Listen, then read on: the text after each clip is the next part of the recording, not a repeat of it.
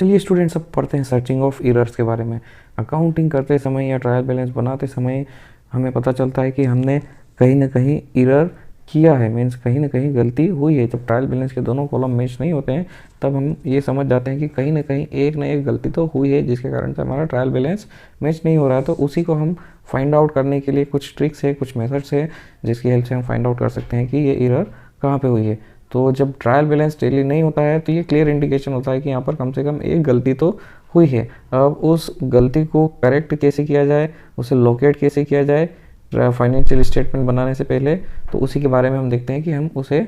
कैसे find out कर सकते हैं। तो चलिए फाइंड आउट करते हैं क्या क्या वो एरर हो सकती है। तो यहाँ पर अगर ट्रायल बैलेंस टैली नहीं हो रहा है तो अकाउंटेंट को नीचे दिए गए स्टेप्स को फॉलो करना चाहिए, जिससे वो लोकेट कर सके, डिटेक्ट कर सके कि गलती कहाँ हुई है। सबसे पहली चीज़ जो करना चाहिए, हमें रिकास्ट करना चाहिए जो ट्रायल बैलेंस के डेबिट और क्रेडिट का कॉलम है। मीन्स फिर से टोटल लगाना चाहिए कि डेबिट के कॉलम का टोटल जो है क्रेडिट के कॉलम का जो टोटल है, दोनों को फिर से करना चाहिए, ताकि कहीं कोई एडिशन में मिस्टेक हुई हो, सम में मिस्टेक हुई हो तो पता चल सके। अगली स्टेप क्या करना चाहिए, अगर टोटल करने के बाद भी वही सिचुएशन बरकरार है, टोटल सेम नहीं आ रहा है, तो फिर क्या करना चाहिए, हमें जो है जो अकाउंट हेड या अकाउंट टाइटल हैं जो कि हमें ट्रायल बैलेंस में दिखाई दे रहे हैं, उसको लेजर के साथ एक बार मैच करना चाहिए। मीन्स जो अकाउंट हमने ट्रायल बैलेंस में लिखे हैं और जो लेजर हमारे पास है, उन दोनों को मैच करना चाहिए कि जो बैलेंसेस का अमाउंट हमने लिखा है ट्रायल बैलेंस में, जो अमाउंट हमने लिखा है वो करेक्ट लिखा है या नहीं लिखा है। यहाँ पर कोई एरर ऑफ ओमिशन तो नहीं आ रहा, या फिर किसी अकाउंट को लिखना हम भूल तो नहीं गए हैं। तो ये हमें देखना चाहिए, एक बार चेक करना चाहिए। अब यहाँ पर अगली जो ट्रिक है या फिर अगली जो स्टेप है जो हमें करना चाहिए वो क्या हो जाती है, हमें अपने ट्रायल बैलेंस को प्रीवियस ईयर के ट्रायल बैलेंस के साथ कंपेयर करना चाहिए, देखना चाहिए कहीं कोई अकाउंट ऐड या डिलीट तो नहीं हुआ है। हमें वेरीफाई करना चाहिए कि जो डिफरेंस है वो अमाउंट का वो कोई बहुत ज़्यादा डिफरेंस तो नहीं है, और ये जो डिफरेंस है, जो लार्ज डिफरेंस है, ये एक्सपेक्ट नहीं है या फिर एक्सप्लेन नहीं है, ऐसा हमें देखना चाहिए कि भाई कोई बहुत बड़ा अमाउंट तो नहीं है जिसको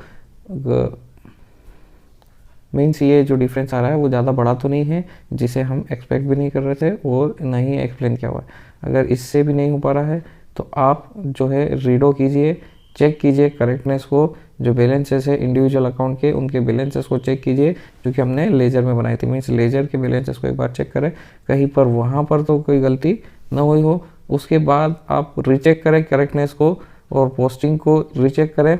कि जो जर्नल एंट्री से जो पोस्टिंग आपने की है लेजर के अंदर वो सही की है या नहीं की है, मीन्स गलत की है, ये एक बार चेक करें। अगर वो भी सही आ रही है तो फिर आप देखें कि जो डिफरेंस है डेबिट कॉलम का और जो क्रेडिट कॉलम का जो डिफरेंस है, डेबिट में से क्रेडिट को माइनस करेंगे तो जो डिफरेंस जो आ रहा है वो 2 से डिविजिबल है क्या। अगर वो 2 से डिविजिबल है तो यहाँ पर चांसेस हो जाते हैं कि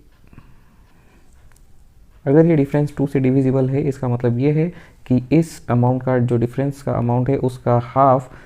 का जो अमाउंट आ रहा है, उसको हाफ करने पर जो अमाउंट आ रहा है वो आपने रॉन्ग साइड पोस्ट किया है। मीन्स किसी न किसी लेजर का ऐसा अमाउंट होगा जिसको आपने गलत साइड पे पोस्ट किया। जैसे अगर हम एग्जांपल के तौर पर देखें तो जो क्रेडिट का डेबिट का जो कॉलम है ट्रायल बैलेंस का, वो अगर 1500 रुपीज़ से ज़्यादा आ रहा है तो ज़्यादातर चांसेस यही होगा कि 750 रुपीज़ का जो है आइटम है आपने गलत जगह पर क्रेडिट किया हुआ है, वो लेजर में कहीं पर गलत जगह पर पोस्ट किया हुआ है। इट मीन्स अगर आपका डेबिट का जो कॉलम है ट्रायल बैलेंस का वो अगर 1500 रुपीज़ से एक्सीड बता रहा है, 1500 रुपीज़ से ज़्यादा बता रहा है, तो उसका हाफ होगा 750। और आपका कोई ऐसा क्रेडिट आइटम होगा जो 750 का होगा और जिसे गलती से आपने किसी लेजर के इसमें डेबिट आइटम में इंक्लूड कर दिया होगा, जिसके कारण से ट्रायल बैलेंस का डेबिट वाला जो कॉलम है वो 1500 रुपीज़ से ज़्यादा बता रहा है। तो इस प्रकार की जब एरर लोकेट होती है तो अकाउंटेंट वो सारी डेबिट एंट्रीज चेक करता है जिसमें 750 रुपीज़ का अमाउंट एसोसिएट हो, जिसको आप आसानी से ढूंढ सकते हो। और अगर डिफरेंस जो है वो स्टूडेंट्स, डेबिट कॉलम और क्रेडिट कॉलम का जो डिफरेंस है वो ये भी इंडिकेट करता है कि कहीं पर कोई कंप्लीट ओमिशन तो नहीं हुआ है पोस्टिंग में। मीन्स कहीं पर अगर आपका डिफरेंस जो है वो 1500 रुपीज़ का आ रहा है तो इसका मतलब ये भी हो सकता है कि आप कोई एक लेजर की पोस्टिंग है जिसका अमाउंट 1500 रुपीज़ है, वो पोस्ट करना भूल गए होंगे क्रेडिट साइड में। तो ऐसे में आप जो है अकाउंटेंट जो होता है वो सारे क्रेडिट आइटम को चेक करता है जिसके साथ 1500 रुपीज़ का अमाउंट एसोसिएट होता है। और अगर ये डिफरेंस 9 का मल्टीपल होता है या फिर 9 का डिविजिबल होता है, 9 से डिविजिबल होता है, मींस अगर ट्रायल बैलेंस के डेबिट साइड और क्रेडिट साइड का डिफरेंस वो एक 9 का मल्टीपल है या फिर उसे 9 से डिवाइड कर सकते हैं, तो ये हो सकता है कि जो फिगर आपने लिखा है, जो अमाउंट आपने लिखा है, उसमें ट्रांसपोजिशन का इरर हो, ट्रांसपोजिशन की गलती हो। जैसे आपको लिखना था 459 का अमाउंट और आपने लिख दिया 954 का अमाउंट, तो ऐसे में जो ट्रायल बैलेंस का जो एक्सीड है क्रेडिट साइड वो 495 यहाँ पर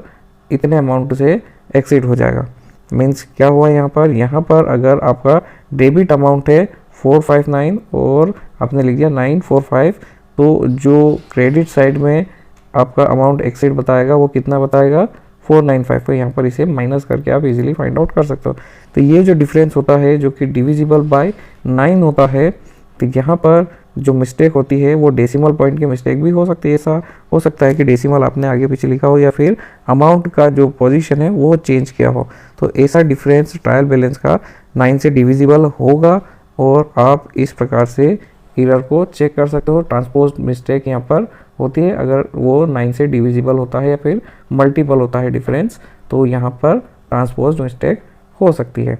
तो ये आपकी हेल्प करेगा कि ट्रांसपोज मिस्टेक अगर होती है तो उसे कैसे चेक किया जाए। सो स्टूडेंट्स, ये सारे तरीके हमने देख लिए कि किस प्रकार से आपको चेक करना है कि ट्रायल बैलेंस में आपने कहाँ गलती की है, फाइनेंशियल अकाउंटिंग में आपने कहाँ गलती, अकाउंटिंग बनाते समय आपने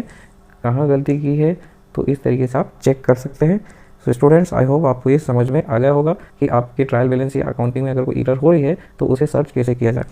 स्टूडेंट्स,